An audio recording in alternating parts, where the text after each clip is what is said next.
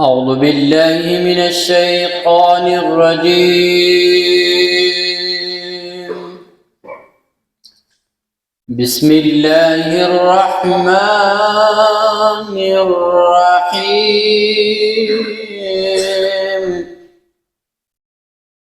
خلق الإنسان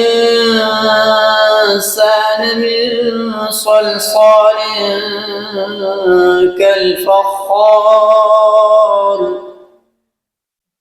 وخلق الجان من مارج من نار فبأي آلاء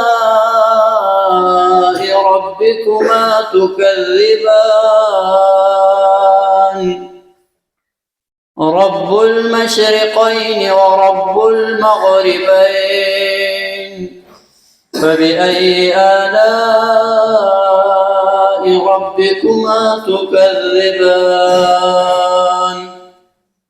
صدق الله العظيم.